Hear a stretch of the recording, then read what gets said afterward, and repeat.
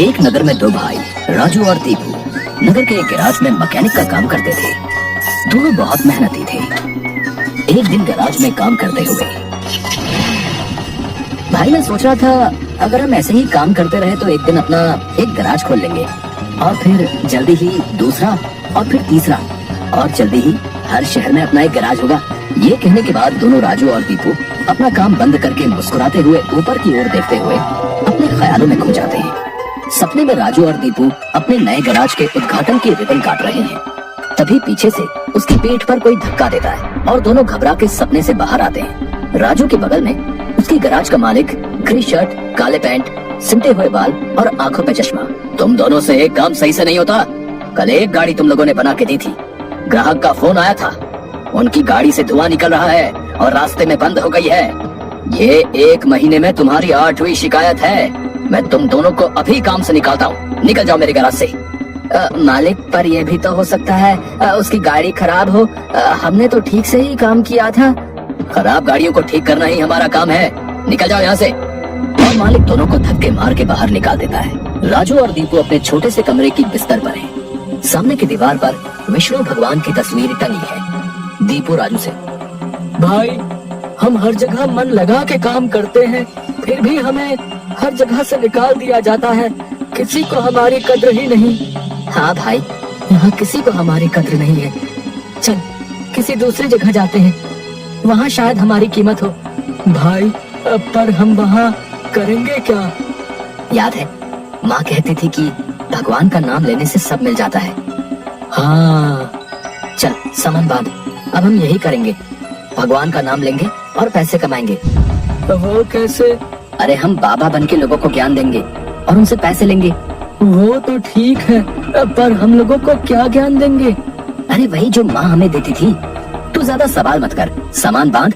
हम राजा सूर्यदेव के चंपक नगर जा रहे हैं। चंपक नगर में राजू और दीपू गेरुए धोती और गेरुई शॉल में, कंधे तक बाल, गले में रुद्राक्ष की माला, पैरों में खड़ाऊ, कंधे पे लटकी मटमैली कटरी, कलाइयों में बंधी रुद्राक्ष की माला, एक बड़े बरगद के पेड़ के नीचे बने चबूतरे के सामने। ये राजा सूर्यदेव का चंपक नगर है। हम यहीं से शुरू करेंगे। दीपू सुन, आज से तेरा नाम दीपू नहीं दीपेश्वर है, समझा? और मैं एक सिद्ध योगी। मैं यहाँ बैठता हूँ और ध्यान करता हूँ। तू नगर में जाके ये खबर फैला कि एक सिद्ध योगी आए हैं जो हर समस्या का हल देते हैं। ठीक है, अब मैं जाता हूँ।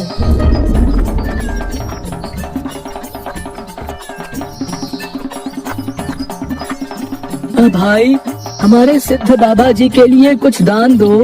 ये कौन से बाबा हैं और कहाँ हैं? बड़े सिद्ध बाबा हैं, उनके पास हर समस्या का हल है। नगर के बाहर जो बड़ा बरगद का पेड़ है ना, वहाँ ठहरे हुए हैं। अगर तुम्हें कोई समस्या हो तो उनसे जाके मिल लो, वो तुम्हें हल जरूर बताएंगे।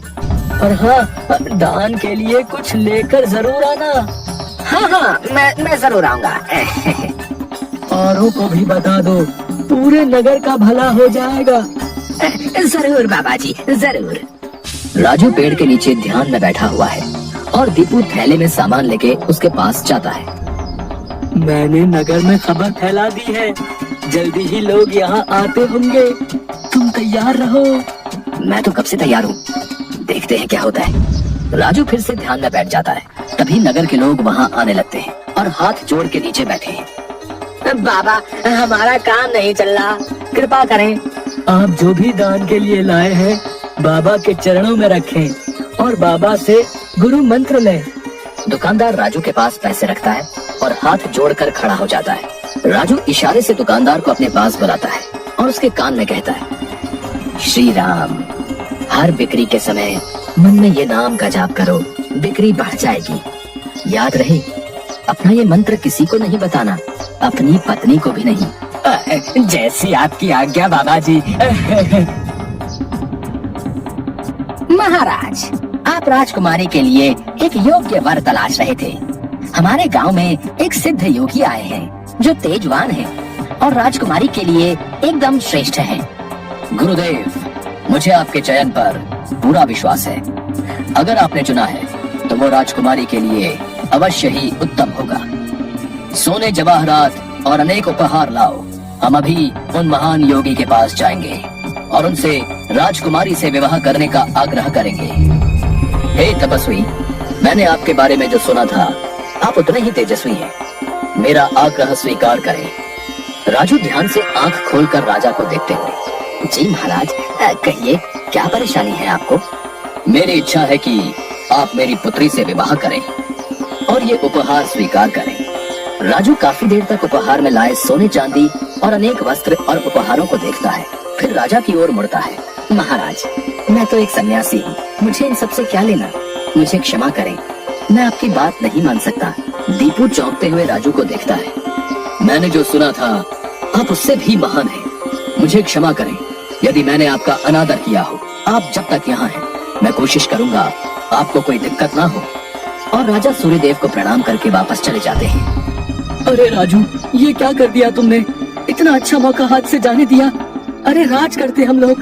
राज, तुम्हें ये क्या हो गया है? मैं यही सोच रहा था, लेकिन फिर मैंने सोचा कि इतने दिनों से ईश्वर का नाम लेते लेते इतना तो समझ आ गया है कि ईश्वर के नाम अमृत में ऐसा क्या है जो मीरा सारा राजसी ठाट छोड़कर वैरागन बन गई। क्यों प्रहलाद ने अपने पिता की इतनी यातनाएं सही? मुझे भी राम नाम का धन मिल गया है, जिसके आगे इस दुनिया का सारा धन फीका है। मुझे ये सब नहीं पता। हम यहाँ पैसे कमाने आए थे, ना कि साधु बनने। मैं चला, मैं अकेले ही सब संभाल लूंगा। तुम्हें जो ठीक लगे करो, पर अगर किसी मुसीबत में फंस जाओ, पूरी श्रद्धा से ईश्वर का नाम लेना, तुम्हारी मुसीबत दूर हो जाएगी। तुम्हारा दिमाग खराब हो गया है? इतनी आसानी से मुसीबत दूर होती तो सभी खुश होते। राजू बस उसे देखकर मुस्कुराता है और ध्यान में बैठ जाता है। दीपू अपनी पोटली उठा के गाँव में चल देता है। क्यों भाई, कैसा चल रहा है? हाँ भाई, सब बढ़िया है और अब घर में सुख शांति भी है। ये भी बेवकूफ बन गया। राजू है तो चालाक। उसने ऐसी युक्ति की कि कोई उस पर सवाल नहीं उठा सकता। कुछ राशन दान करो। जरूर। दुकानदार राजू के थैले में चावल डालने जाता है। तभी दीपू, ये क्या दे रहे हो? इतनी मिठाइयाँ और मेवे तुम्हारी दुकान में है और तुम ये कच्चे चावल दे रहे हो? इनमें से कुछ दो। पर बाबा तो ये सब नहीं कहते। तुम्हें क्या करना है? जितना कह रहा हूँ वो करो। दीपू आगे जाता है और जोहरी की दुकान में दुकानदार से, और भाई जोहरी, कैसी चल रही है दुकानदारी? बाबा की कृपा से सब बढ़िया चल रहा है। कहिए क्या सेवा करूं? बाबा के लिए कुछ दान दो। इससे पहले कि इन्हें मेरी असलियत पता चले, इनसे तगड़ा दान लेके गांव से गायब हो जाऊंगा। फिर ये लोग राजू के पीछे पड़ेंगे तो उसे समझ आएगा। बाबा के लिए कुछ दान दो। जोहरी पैसे निकाल कर देने लगता है। अरे ये क्या भीख दे रहे हो? बाबा की कृपा से तुम्हारी दुकान चल रही है। इतने सारे जवाहरात हैं, इनमें से दो कुछ कीमती सा। जितना दोगे उससे ज्यादा मिलेगा। ये बाबा को क्या हो गया है? कोई नहीं, बाबा को देने से मेरा क्या घटेगा। जोहरी एक सोने की हार दीपू को दे देता है। ये लीजिए बाबा। अच्छा धन बटोर लिया है मैंने। इससे काफी दिनों तक काम चल जाएगा। बड़ी भूख लग गई है, कुछ मिठाइयाँ खा लूं।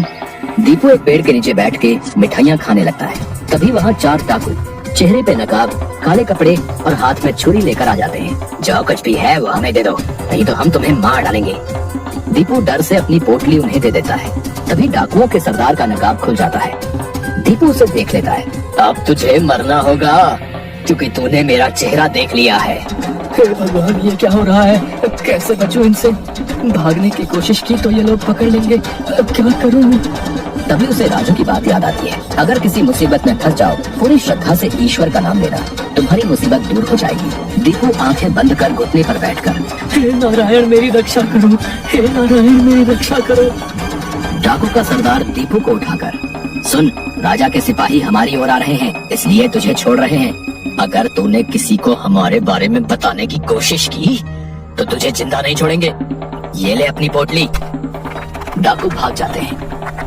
दीपू सामने से सिपाहियों को आते देख मन में, हे नारायण, मुझसे भूल हुई जो मैं राजू की बात को समझ नहीं पाया। मैं राजू के पास वापस जा रहा हूँ और उसके साथ रहकर आपके ध्यान में अपना जीवन बिताऊंगा। मुझे माफ कर दो राजू, मैं ईश्वर के नाम की महिमा को नहीं समझ पाया, पर अब मैं समझ गया हूँ और तुम्हारे साथ ईश्वर के नाम का धन कमाना चाहता हूँ। राजू दीपू को गले से लगाता है